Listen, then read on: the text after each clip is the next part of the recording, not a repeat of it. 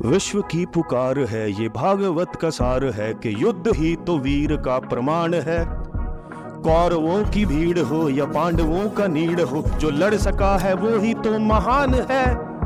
लड़ जाओ। Very good morning to all of you. गणतंत्र दिवस की आपको एक बार फिर से हार्दिक शुभकामनाएं। मैं आपको जाते जाते एक कुछ टिप्स देना चाहता हूं जो आपको डेफिनेटली कल के जो एग्जाम है, जेईई मेन का पहला एग्जाम है, उस पर डेफिनेटली हेल्प करेगी और सभी डेट्स को जो बच्चे एग्जाम दे रहे हैं उनको भी हेल्प करेंगी। तो सुनिए ध्यान से। करना क्या है, मैं फिर बार बार कहता हूँ, फिर बोल देता हूँ, कोई भी नई चीज़ मत पढ़िएगा। अब जो 2 साल में कभी की ही नहीं है वो नहीं पढ़नी है, राइट। जो आ गया है उस पर विश्वास कीजिए, ठीक है, और नेगेटिव थॉट्स को अपने आसपास ना आने दीजिए। एकांत में बैठ के मेडिटेट करने की कोशिश कीजिए, क्योंकि जो भी आप नई चीज़ पढ़ोगे वो दिमाग में ऐसी छपेगी कि आपको कल तक, परसों तक, 3 दिन तक वही दिमाग में घूमती रहेगी। वो आपके दिमाग की मेमोरी में जो आपने ऑलरेडी चीज़ें की हैं उस पर सुपर इम्पोज कर जाएगी। तो वो बिल्कुल नहीं कीजिएगा। जो चीज़ें आती हैं उसको बार बार रिवाइज चाहे आज कर लो थोड़ा बहुत, लेकिन आज भी शाम 3-4 बजे से पहले तक अब डेफिनेटली किताबें बंद कर सकते हैं। दूसरी बात याद रखना, नेगेटिव थॉट्स नहीं आने अपने तरफ से। ये मत सोचना अगर नहीं हुआ तो क्या होगा।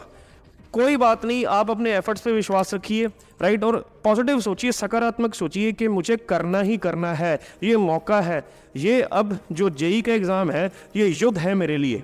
ये बात मेरी याद रखना और करके आना आपने कि करना ही करना। I have to get into the top 5 NITs of India, और मुझे मेरे सपनों की उड़ान भरनी ही भरनी है, और मुझे ईश्वर के अलावा कोई नहीं रोक सकता। और अगर आपने 2 साल मेहनत की है तो ईश्वर क्यों रोकेगा, वो भी आपको पुश करेगा, याद रखना। तो अभी तक ईश्वर ने आपको एक कैटापल्ट की तरह पीछे खींच के रखा हुआ है।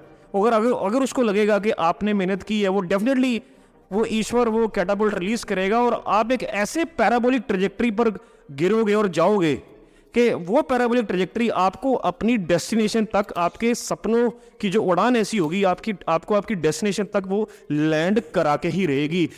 इट विल, और mind you, believe me, it will never be a crash landing. याद रखिए मेरी बात। और अब जाते जाते कुछ टेक्निकल बातें मैं आपको बता दूं। करना क्या है, 3 घंटे का पेपर है।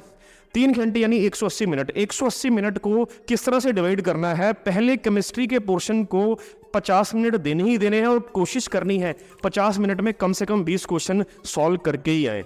उस 20 में से कोई एक आधा गलत हुआ चलता है, 2 तक चलता है, अगर 20 में से 18 भी ठीक करके गेम आपके पाले में है। फिर 50 मिनट निकाल दीजिए, 180 में से कितने बचे, 130 मिनट। 130 मिनट्स में now give exactly 60 minutes to physics कीजिए दूसरा पोर्शन, और 60 मिनट में यकीन कीजिए आपके 20-22 तक क्वेश्चन आप जरूर अटेम्प्ट कर पाएंगे। और अगर आपने सही तरह किए हैं तो उसमें से अगर 1-2 गलत भी हो जाए चलेगा, यानी अगर 22 अटेम्प्ट किए हैं, 20 अटेम्प्ट किए हैं, तो उसमें भी 17-18 आपके सही होने ही चाहिए। अब लास्ट में बचते हैं 70 मिनट। जी हाँ प्यारे बच्चों, 70 मिनट आपकी ज़िंदगी बदल सकते हैं। जिन बच्चों ने जिनका मैथमेटिक्स स्ट्रांग है वो 70 मिनट में, यकीन कीजिए, 20 से 22 क्वेश्चन डेफिनेटली वो अटेम्प्ट कर ही पाएंगे, राइट। और 20-22 में से अगर 1-2 गलत भी चलेगा, यानी देखिए overall on an average if you are able to correct 18 questions in each section, 18 3 या 54, you are getting more than 50 questions correct. And if you are getting just 5 to 7 questions incorrect, mind you, आप top 5 NITs में जा रहे हैं, लिख के ले लीजिए। तो ये आपने ध्यान देना है, पहले केमिस्ट्री ही कीजिएगा, दूसरी फिजिक्स और तीसरी मैथमेटिक्स। जैसे मैंने टाइम आपका डिवाइड किया उसको फॉलो जरूर कीजिएगा।